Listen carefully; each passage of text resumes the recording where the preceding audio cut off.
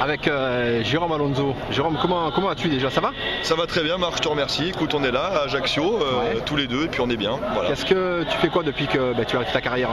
J'ai arrêté il y a 14 mois maintenant, et puis écoute, j'ai trois casquettes si on peut dire. Je travaille pour Orange Sport le samedi soir sur les matchs de Ligue 1, sur le match décalé de 21h. Je suis maintenant aussi à l'équipe TV, où j'ai signé un contrat de 3 ans. Et j'anime toujours une émission avec Manu Petit et Eric Nolot le jeudi soir sur France 3, Les Experts, une émission de pronostics et de diverses choses comme ça un peu marrantes. Et puis parallèlement je mène mon magazine Surface toujours, qui est un très bon magazine, c'est gentil, voilà. Donc parce que c'est un super magazine. Donc des espèces de vraies semaines de boulot quoi. Voilà. Tu as complètement décroché au niveau du ballon, ça te manque pas? Ça me manque énormément. Je pense même que quelque part j'ai pas encore fait mon deuil parce que j'ai fini à Nantes, c'était assez difficile. Tu connais Nantes un peu, voilà, très compliqué, donc j'ai vraiment malheureusement pas eu la fin que j'aurais aimé, mais voilà, je commence à le digérer tout doucement et voilà, pour me venger, je fais quelques matchs de foot à 5 avec les copains en salle et je m'éclate bien, mais toujours dans les buts. Mais tu as toujours l'envie, c'est terrible. Toujours envie et je râle toujours. Tu as quel âge? 38 et je gueule toujours et je râle toujours et je gueule toujours l'arbitre et je fais toujours la gueule quand je perds et voilà, mais j'étais comme ça au début, je serai comme ça jusqu'à la fin je crois. Bon.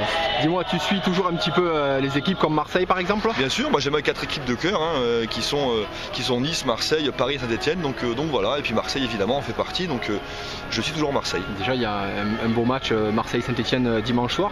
Ouais, Marseille-Saint-Etienne et un exploit pour les Verts éventuel, ça serait depuis 79 je crois qu'ils n'ont pas gagné au Vélodrome, donc voilà, Marseille favori malgré tout sur le match évidemment. J'ai hâte de voir Stéphane Ruffier dans des conditions extrêmes, avec un club qui joue le haut du tableau, ça m'intéresse beaucoup.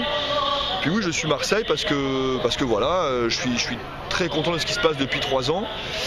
Parce que depuis 3 ans, c'est deuxième, premier, deuxième, et c'est quand même parmi les grosses équipes la plus régulière depuis quelques années. Et ça, c'est bien pour le club et pour la ville. Tu penses que le club est beaucoup plus calme qu'avant? Je parle surtout de ce qu'on a vécu nous, faut pas y penser, je parle des années 2000 quoi. Le club est plus calme, oui. J'aime aussi le fait que les Marseillais s'investissent à l'intérieur du club, ou d'anciens Marseillais, je pense à José, à Nigo évidemment, je pense à Didier Deschamps qui a quand même été le capitaine et champion d'Europe avec Marseille. Et je trouve important que des anciens Marseillais pure souche ou grands joueurs du club reviennent. C'est un petit peu ce que j'avais reproché au PSG notamment, parce que je trouvais qu'Antoine Comboiré à La Roche était un petit peu seul. L'arrivée Leonardo pour moi c'est une bonne chose, plus que les Qataris. Donc voilà, je suis pour que les anciennes gloires reviennent dans les clubs. Et à Marseille ça marche très bien pour l'instant.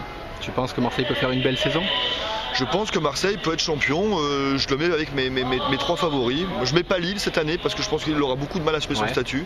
Et un été pourri entre les départs des uns, les envies de départ des autres. Rudy Garcia qui est un peu le pompier de service, je pense que ça va être dur sur 11 mois. Donc moi je vois Paris, Marseille et Lyon sur le podium. Comment tu peux expliquer que Marseille perd toujours autant de points à la maison? J'aimerais bien le savoir. C'est leur problème depuis quelques années. J'aimerais bien le savoir. Je dis ça parce que tu as joué, tu sais l'engouement qu'il y a quand tu es à Marseille. Et quand tu vois qu'à la maison tu prends qu'un point sur 3, ça fait mal au cœur. Ouais, c'est vrai que sur les 2 dernières années, c'est abyssal. C'est un gouffre énorme. Marseille aurait pu finir champion 3 ans de suite avec 5 ou 6 points d'avance. Mais voilà, tu sais ce que c'est, Marco, quand les gars viennent jouer chez nous, que ce soit d'ailleurs à Marseille ou au Parc, les gars viennent faire le match de leur vie. C'est presque plus facile de jouer à Marseille-Paris que de jouer à Marseille-Nice. Encore c'est un derby, c'est un mauvais exemple. Mais à Marseille-Lorient ou à Marseille-Grenoble, c'est beaucoup plus dur. Parce que les mecs viennent là pour défendre. Malheureusement, il y a très peu d'équipes qui ont la philosophie du jeu, donc ça vient pour bétonner. Et pour bétonner, souvent les gens savent le faire. Donc c'est pour ça que Marseille perd beaucoup de points. Les minutes avancent dans le match, 0-0, c'est difficile, et puis après on panique, qui que l'on soit en panique, et c'est plus dur. Donc voilà, je pense que Marseille a du mal, comme Paris, parce que les gens viennent pour défendre et pas pour jouer.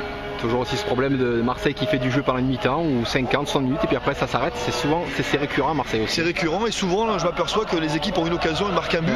C'est vrai que le réalisme défensif, malgré un Steve Randa énorme depuis 2 ans, ne suffit pas. L'apport de Gabi Hens avait fait du bien, maintenant il faut compenser le départ de Gabi qui était un vrai guerrier. Ça va être compliqué, je pense pas que Jérémy Morel ait encore le niveau et l'aura d'un Gabriel Heinz, mais Mais voilà, c'est un joueur de devoir aussi et j'espère qu'il va faire le mieux possible pour Marseille parce que moi j'ai envie de voir Marseille et Paris au haut du tableau. Tu es en train presque de me dire qu'il manque vraiment un patron aujourd'hui. C'est-à-dire qu'Gabi Heinze avait ce rôle-là aussi. C'était un patron au milieu de terrain. Milieu de terrain. Dans le groupe, c'était lui quand même. Dans le groupe, je pense qu'il y a quand même Alou Diarra qui était quand même le capitaine de l'équipe de France. Ouais. Même si c'est pas dans sa nature, il doit le devenir. Ouais. Et pour moi, avec Steve Mandanda qui remplit bien ce rôle, qui est incroyable qu'il voit ça, incroyable. Et puis surtout Souleymane Diawara. Souley est quelqu'un qui a été champion avec Bordeaux, champion avec Marseille, et Souley doit s'imposer comme le vrai patron de ce vestiaire et de cette équipe. Bon bah écoute, qu'est-ce qu'on peut te souhaiter? Beaucoup de magazines surface. Et puis pas prendre de bide. Bon Jérôme, je te remercie. Merci à toi. Et puis à bientôt. Merci. Bye bye.